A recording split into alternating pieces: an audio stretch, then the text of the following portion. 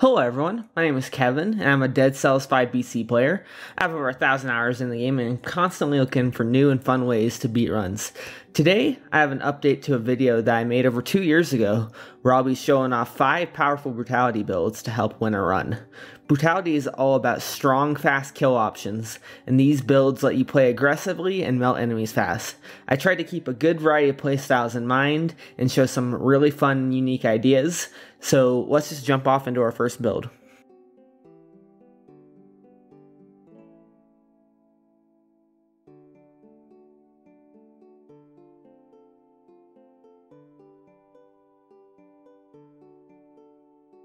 Snake Fangs combines the utility of Phaser and the damage over time aggressive dot build of a torch into one item, allowing for a bounce back and forth combo-centric gameplay, letting you aggressively pursue enemies and ignore the common flaw of short-range items by closing the distance easily.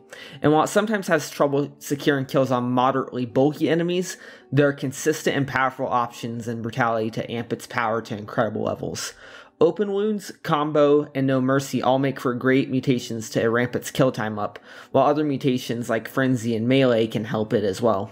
Melee in particular works fantastically in conjunction with its damage over time, and it helps it secure extra attacks. Mutation synergy isn't Snake Fangs' only claim to fame though, as Poison is one of the strongest affix amplifiers in the game, letting it have plenty of utility with weapons like Infantry Bow or say a Stiletto, and even more importantly, with one of the strongest skills in the game, Catalyst. Doubling the amount of poison you can get per attack, this combos well with Melee, letting it burst through enemies with ease and burn down bosses even faster. I also think finding Snake Fangs with Wish is one of the strongest options for a mutation, so fishing for it can be very powerful. Though in general, even without a legendary, Snake Fangs is one of the best aggressive melee weapons in the game at the moment.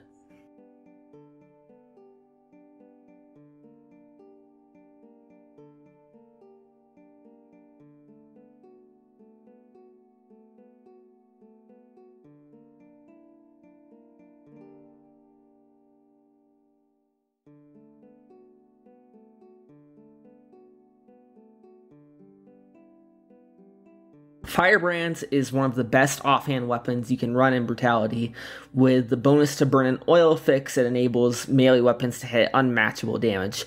And this combos perfectly with either Oil Sword or Vampire Killer, deleting most enemies with a quick 1-2 combo that scales throughout every portion of the run. This synergy is so powerful that you often don't need much else other than Firebrands and one of the oil items, when you take many other items or mutations such as Necromancy, Armadillo Pack, or Ice Armor to give you more sustain throughout your run.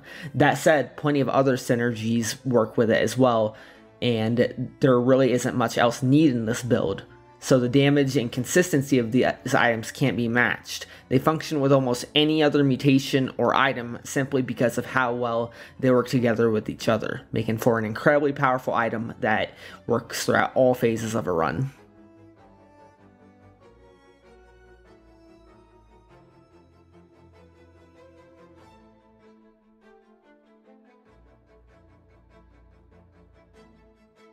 Infantry Bow already has some of the strongest damage potential in the game with Point Blank, even unscaled given a 30% damage increase onto the already high crit power it has. But while that's nice, the real reason Infantry Bow scales so powerfully in Brutality specifically are its two partners in crime, Phase Flask and Infantry Grenade. The damage boost you get from proc and Vengeance with Phase Flask and Point Blank sends Infantry Bow's power into astronomical levels, and Infantry Grenade's short cooldown and moderate power as well as an AoE damage synergize perfectly with the Infantry Bow. And the high crit rate of Infantry Bow also allows it to activate Instinct of the Master of Arms, creating a close range, high damage spam while consistently returning all of your ammo. This allows for a fast, medium range damage monster that will let you mow down basically anything in your path and scales in any section of the game.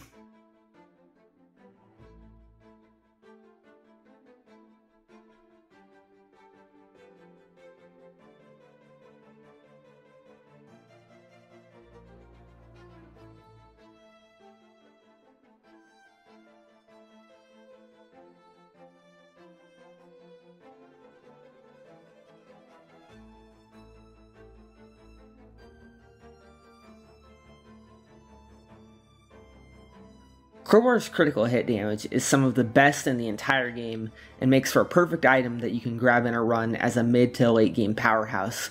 The short range can be supplemented easily as its high power synergizes perfectly with Predator as an assassination style weapon. Emergency Door is the obvious skill to fish for inside of shops as it gives you infinite critical hit uptime, and rerolling your skills inside a shop doesn't cost you any money, so it's pretty consistent to find. Though Crowbar can still work outside of that against several bosses like Mamatic, the last form of Dracula, and plenty more, as well as plenty of other biomes as there are plenty of doors and monsters within them to activate its crits. Overall, the incredibly high damage of Crowbar and the solid attack animation lets it be a perfect assassination style weapon with Predator and a fantastic boss killer.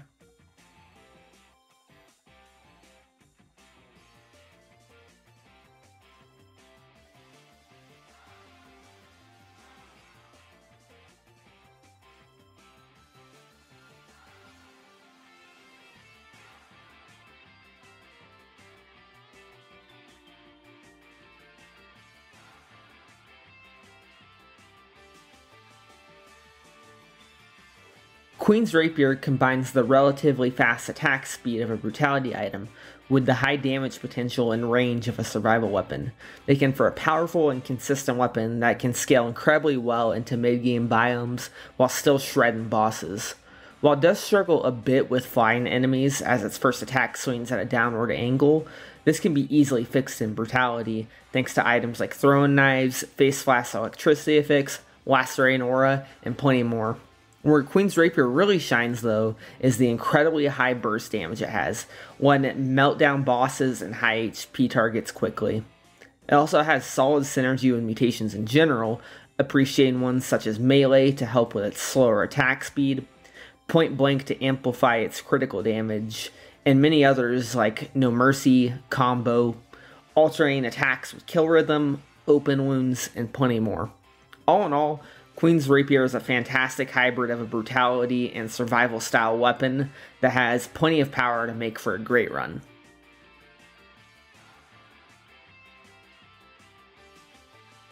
Hey there everyone, thanks again so much for watching. I've been really wanting to make updated guides for these for a super long time, so I'm just ecstatic to finally have one out.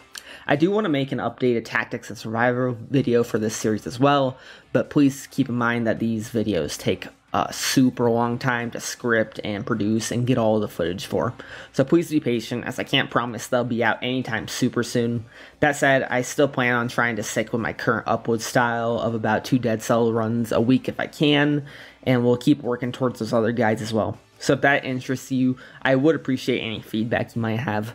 I try not to ask often for like subscribing or anything like that, as I feel people will kind of often do that of their own will if they enjoy, you know, the videos I'm making. But on a bigger video like this, I do want to know if people are actually enjoying it.